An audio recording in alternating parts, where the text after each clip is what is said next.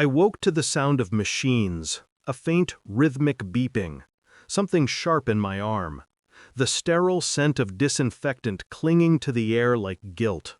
For a moment, I couldn't move. The world felt suspended. Then memory returned, sharp, fractured, the pain in my abdomen, the ambulance lights, my wife's voice over the phone. "Can't it wait? My brother has his big presentation today." She said it like I was asking her to reschedule a lunch, not a surgery, not an emergency, just an inconvenience. I remember lying on the stretcher, staring at the paramedic's face, waiting for someone, anyone, to tell me she was coming. She didn't. 2 days passed, 3. No messages, no calls, only the nurse's quiet glances, the way they avoided my eyes when they checked my vitals. And then, she arrived, smiling too brightly, standing beside him, her brother, except when I looked at him, something twisted inside me. Not jealousy, recognition. They asked for updates. The nurse handed her a clipboard, a pen, and a form. I watched her expression shift from confusion to dread. Her lips trembled, her face drained of color. She looked at me, and for the first time in years, she couldn't say a word. It started months ago, a subtle change, the kind only a husband notices too late. Late nights at work, whispered calls behind closed doors, laughter that ended abruptly when I entered the room. She said it was stress, that her brother needed help with his new business. I believed her, because belief is easier than suspicion. But then came the distance, the avoidance, the way she flinched when I touched her shoulder, like contact had become contamination. Once, I overheard her speaking softly in the kitchen, her tone, tender, private. I waited for a name. She said, "You make me feel safe." Safe. That word stayed with me. It kept me awake at night, looping in my mind like a recording I couldn't erase.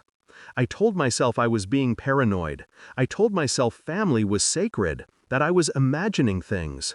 But paranoia has a rhythm, and once it starts, it doesn't stop until it finds truth.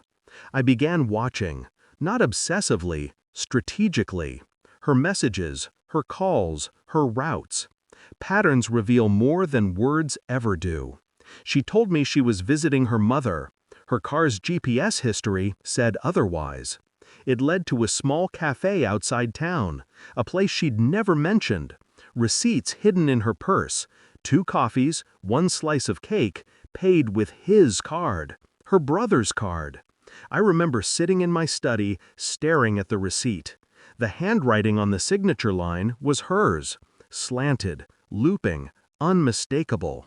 And yet, when she came home, she kissed me on the cheek, told me she loved me, smelled faintly of cinnamon and guilt. I didn't confront her, not yet. Instead, I began collecting silence, the kind that grows between 2 people pretending not to know the truth. DNA tests, bank statements, old photos from family, gatherings I suddenly saw differently. Her hand on his shoulder too long, eyes lingering too warmly.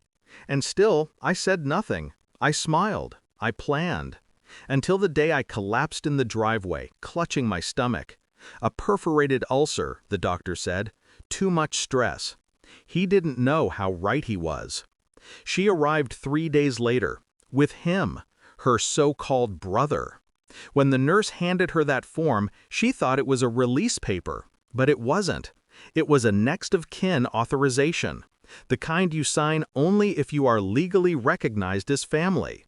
Except the nurse had already filled one name in. Spouse, her brother's name. The records matched. Same address, same insurance policy, same emergency contact.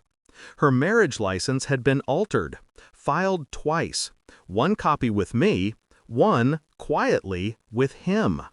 I'd verified it days before the surgery, when the documents came in from the private investigator. I knew everything before I went under the knife, but I wanted her to see it, to face it. When she looked up from the form, our eyes met. No words, Just silence, thick enough to drown in. He reached for her arm. She pulled away. Her lips parted, but no excuses came, only a faint, trembling breath. I turned away, pressing the morphine button, letting the numbness wash over me. It wasn't pain I wanted to escape. It was the memory of ever loving her. The next morning, I signed my own papers. Not for discharge, for transfer of ownership.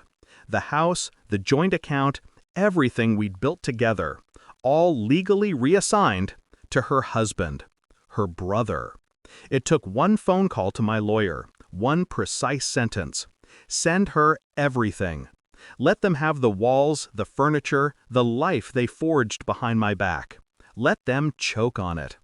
Later that afternoon, she came alone, eyes red, voice shaking. "Why are you doing this?" she whispered. I stared at her, calm, detached. "You already did," I said. She reached for my hand.